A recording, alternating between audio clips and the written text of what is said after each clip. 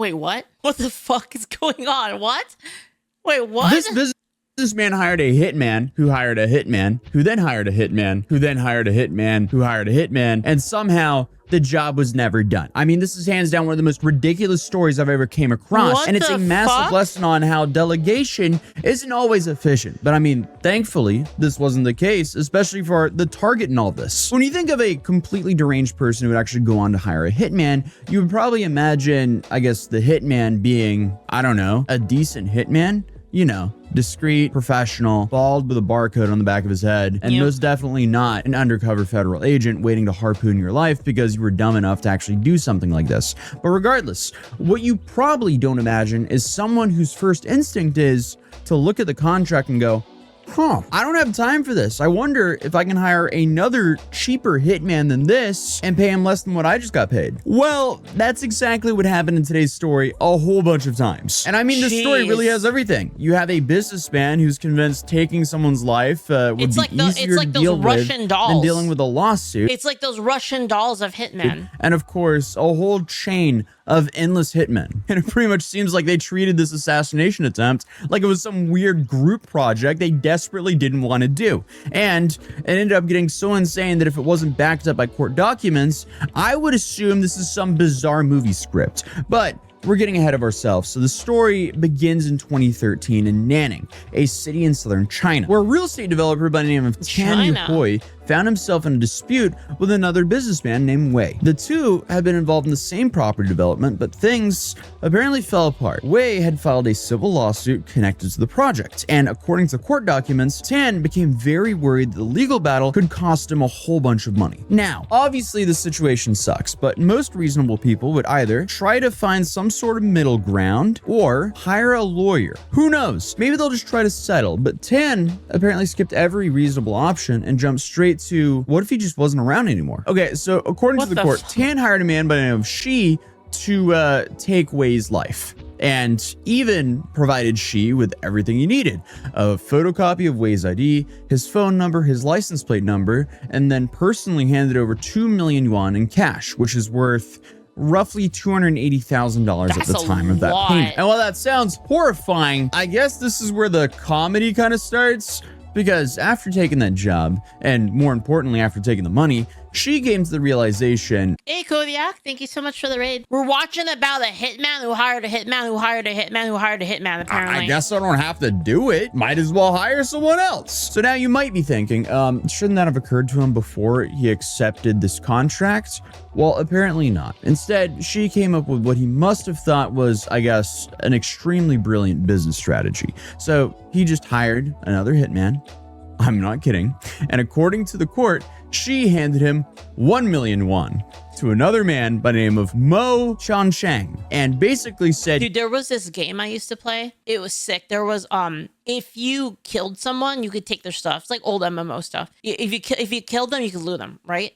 But what happened was, if you talked shit to somebody, so like if you were mean to somebody, like you talked mad shit to them, it was legal for them to hire another player to assassinate you. It was like in the rules of the game. So like if you were like an asshole to another person, they could hire an assassin. They just like, you just get shot out of nowhere and you're just dead. Yeah.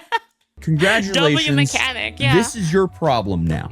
So he pocketed 1 million won, gave the next guy 1 million won, and said, good luck. And just like that, she was officially in the subcontracting business. And the funniest part about all of this is, at no point did anyone stop and think to themselves, wait a minute, did the guy who gave me this contract, is he doing the same thing to me? Mo, after he took the money, also looked at the job and went, uh-oh, I might get life in prison if I do this. So he too got into the subcontracting business. So instead of Mo going on to do this, he hired another man by I am not gonna lie, this is the most Chinese story I've ever heard.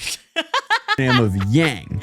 Only this time, the budget has shrunk again. So Yang received apparently 270,000 yuan up front, with another 500,000 yuan promised after the job was done. Mo didn't take as much of the pie as the first guy because he's only pocketing about 230,000 yuan after the hit's finished. But obviously, if you're keeping score, we've already gone from a 2 million yuan contract to a deal worth less than half of it. And at this rate, I was expecting the last guy to be offered a punch card and a free coffee, but honestly, the funniest thing is this wasn't some rushed decision either, because according to court records, these men were also passing along Wei's information every single time. His ID, his phone number, his license plate, even a white cell phone containing photos of him. Honestly, this was just world's worst onboarding packet. It's like, okay, new guy, here, take him out.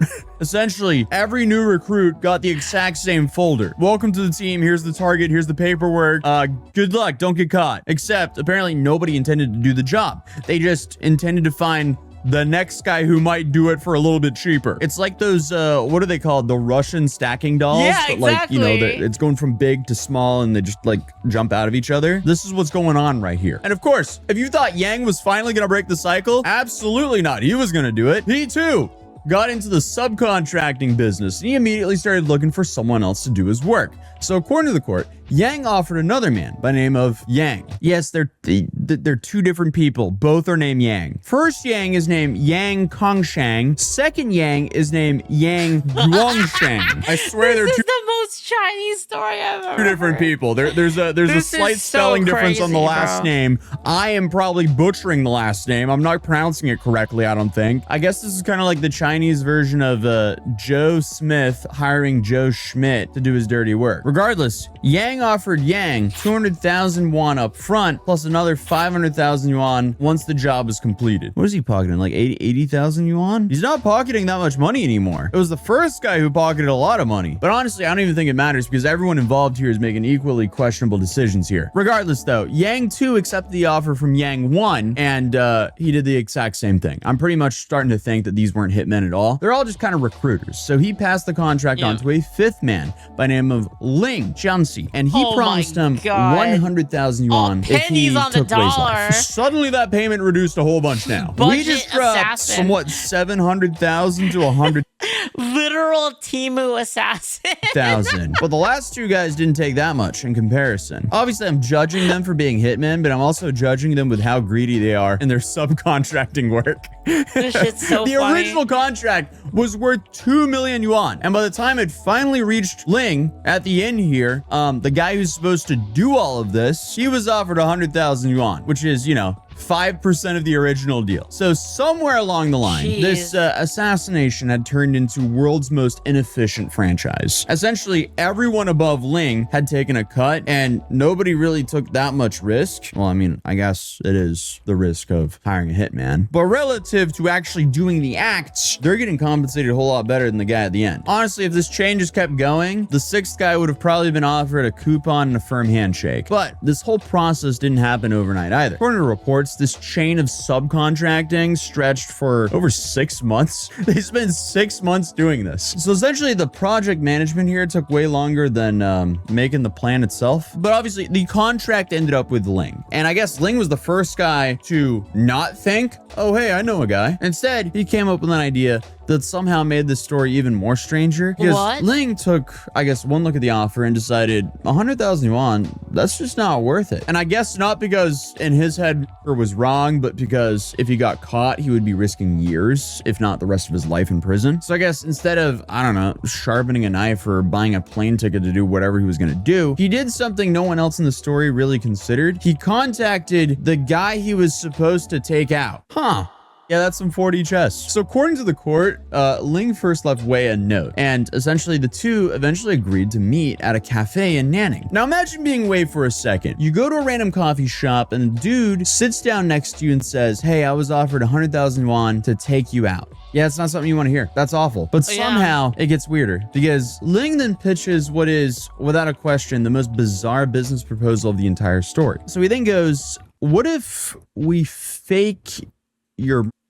How does the story keep going further into left field? Also, the fact that he accepted is the craziest part of this entire story. Dude goes, hey, I was offered 100,000 yuan to take you out. We fake your murder. Is that good with you? And he goes, yeah, it sounds good. What? So the two of them went on to stage a photo. What and according to the court, fuck Wei is allowed Ling to happening? photograph him with his hands bound behind his back so Ling would have, I guess, proof that the contract had been carried out. And I guess after all of this, Ling even handed over the white cell phone containing all of Wei's personal information. You know, the same phone that had been passed from hitman to hitman throughout the entire scheme. So he gave the victim all of his personal information, or a phone containing all of his personal information. But regardless, Ling had everything he needed. He had a convincing photo, a story to tell, and 5 very gullible men waiting for an update. So according to reports, Ling sent the photo back to Yang 2, who believed it. So Yang 2 sent the information to Yang 1, who also believed it and kept passing the news up the chain. So eventually it all got back to Tan, the businessman who paid millions for this whole operation. But I guess the crazy part about this is nobody asked for any more proof beyond one photo. Not a single follow-up question. They just all collectively went, yeah, it looks right. Okay, cool. Thank you. Meanwhile, Wei, the man who was supposed to, you know, not be alive anymore, he walked into the police station. Yeah, with that phone, of course. So that's it. After 6 months of planning, negotiating, subcontracting, taking commissions,